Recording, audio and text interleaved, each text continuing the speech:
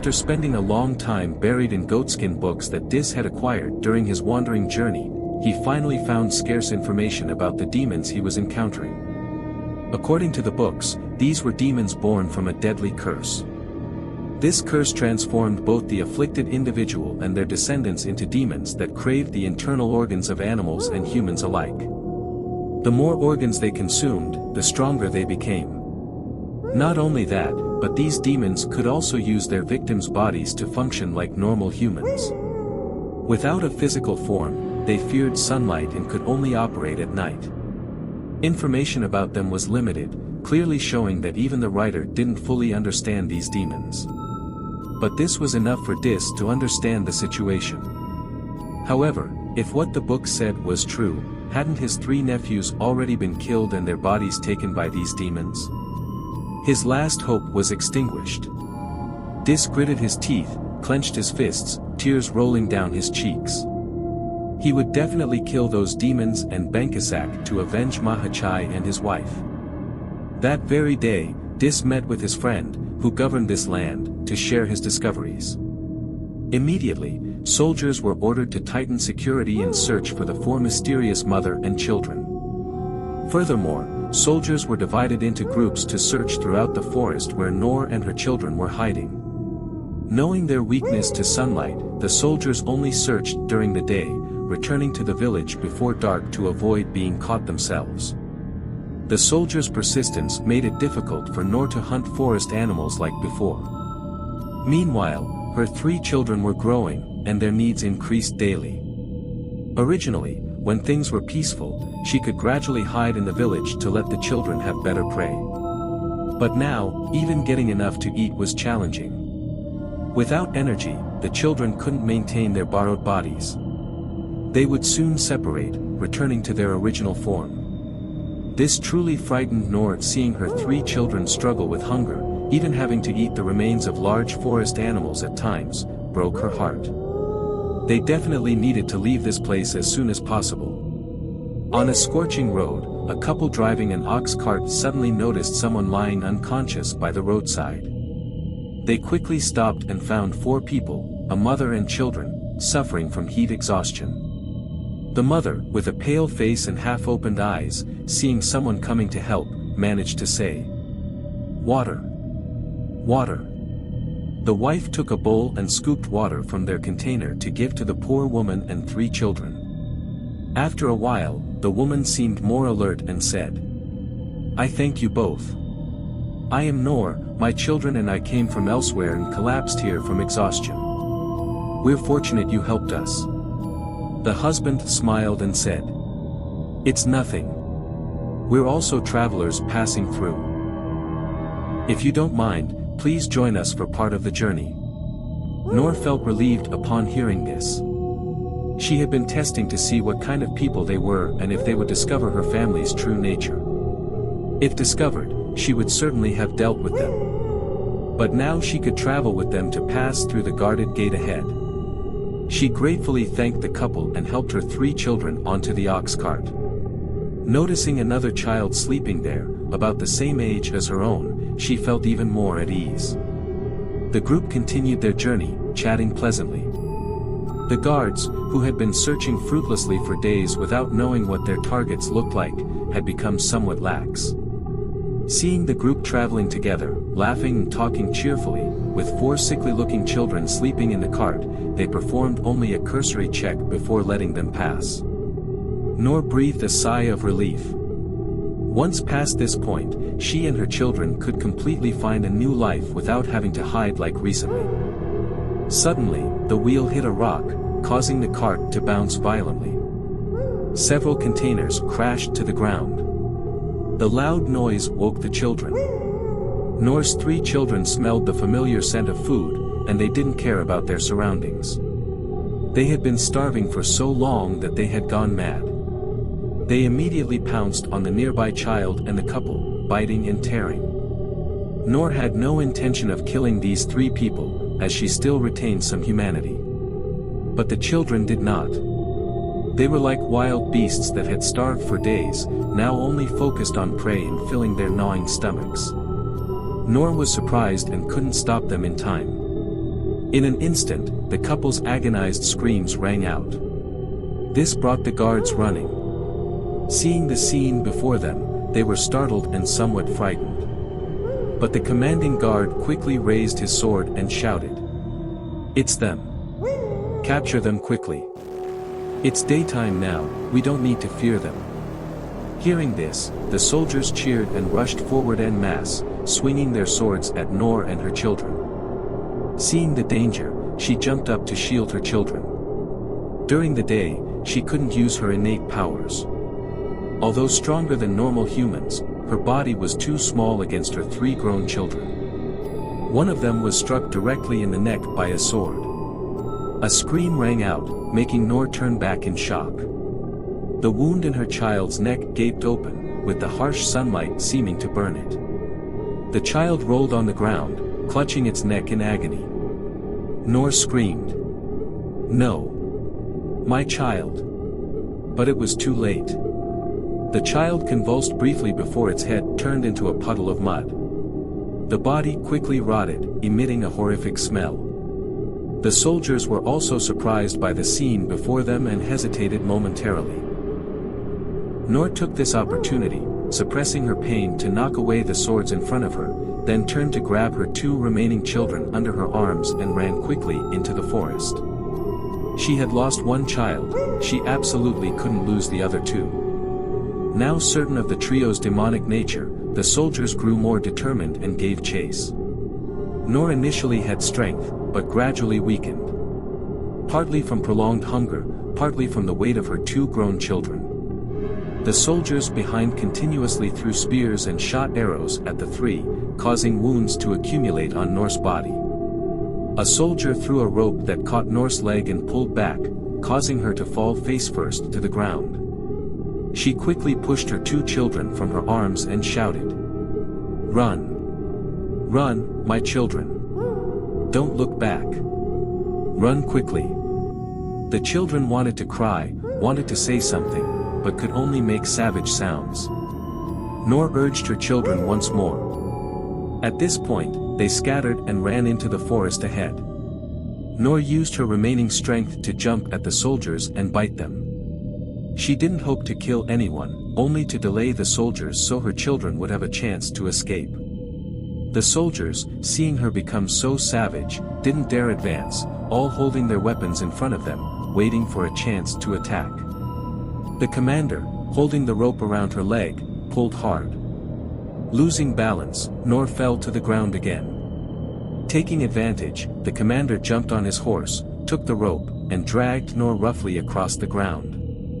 Noor had no strength left to resist, letting her body be tormented. In her final moments, she suddenly remembered the monk she had met the previous evening. While avoiding the pursuing soldiers, she and her 3 children had found a small temple behind the mountain. There was an old blind monk sitting cross-legged, quietly chanting sutras. The spiritual power there wasn't strong enough to frighten Noor, but her children couldn't enter lest it affect their bodies. Looking at the old monk sitting there, she had several times wanted to kill him for food for herself and her children, but then stopped. She didn't know why she acted this way, perhaps because part of her humanity remained.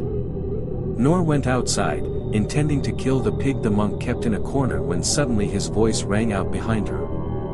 "Please don't harm it." Noor, startled, turned to look at the monk and asked, "You know what I want to do?" The monk was quiet for a while then said, "I know you have harmed many people, and just now even wanted to eat my internal organs, isn't that right?" Noor was surprised, not knowing what to say, when the monk went over to the small pig, patted its head and said, "But this time, if you want to harm it, please use me instead. I accept." "Why?" Noor frowned in confusion. "Because it was once my son." The monk's words took Noor from one surprise to another. Not waiting for her to ask, the monk continued. "Before I came to the mountain to practice, I was a father. But this father couldn't teach his child properly, letting him cause trouble everywhere. I blinded myself and came here to practice, hoping to bear some of the karma he created. Until recently, I knew he had died. He died by having his organs removed. His soul was condemned to be reborn as this pig and live 10 lifetimes as an animal. Noor was stunned. Died from having organs removed? Could it be? She thought of Bankasak whom she had hunted for food. Could it be him? The monk continued. The trouble he caused, he must suffer for it. As for you, the karma you sow you will also have to reap. So why not turn back? Turn back. Can I still do that? As long as you're willing to let go and repent, it's never too late. But what about my children? They cannot live without food. Without those things to eat, they will die. I don't want my children to die, no matter what form they take, they are still my children, do you understand? The monk nodded, slowly saying. So have you tried to change? Or are you just relying on your innate instincts and believing that's the only way? Noor was surprised, bowing her head in deep thought. Indeed, the monk's words were very true. She had never thought about changing her innate desires. She had always thought that was the only way to exist, with no other options. I have heard the legend of your curse. In ancient times, when the gods had not yet divided as they are now, they continuously fought each other for territory, from heaven to earth, and even to the underworld. In that battle, there was a female Asura who, after being beheaded, used her will of hatred to find ways to live again. When the gods left, her head became spiritual, possessing a virgin woman, causing her to become pregnant without a husband. However, when she gave birth, there was only a head, heart, and internal organs, not complete like other children. She carried the flame of hatred, seeking to kill people and possess their bodies, hoping one day to fight back against the gods of old. But the matter was quickly discovered by the Siamese priestesses. A new battle lasted 7 days and nights. Finally, unable to withstand the burning of the sun, she cursed her own body, that anyone who carried hatred and prayed to her spirit could receive her power. After laying the curse, her body exploded. The Siamese priestesses were exhausted from the battle and didn't know that her heart had been swallowed by a nearby crocodile and sunk deep into the river. Therefore, later, that curse has been rekindled many times. Perhaps you also became your current form because of this curse. So that's how it is. Even I didn't know why I became this half-human, half-demon thing. Suddenly remembering something, Noor knelt down to bow to the monk and said, If you know how we can return to normal, I vow to never harm any living being again in this life. As long as you're willing to cultivate according to Buddhist Dharma, you may be able to cleanse this curse. Noor bowed in gratitude and returned to her 3 children. If there was a way, she would try. She didn't want her children to continue sinking deeper into demonic darkness. She would practice Buddhist chanting with her children to cleanse themselves, though knowing it would be difficult.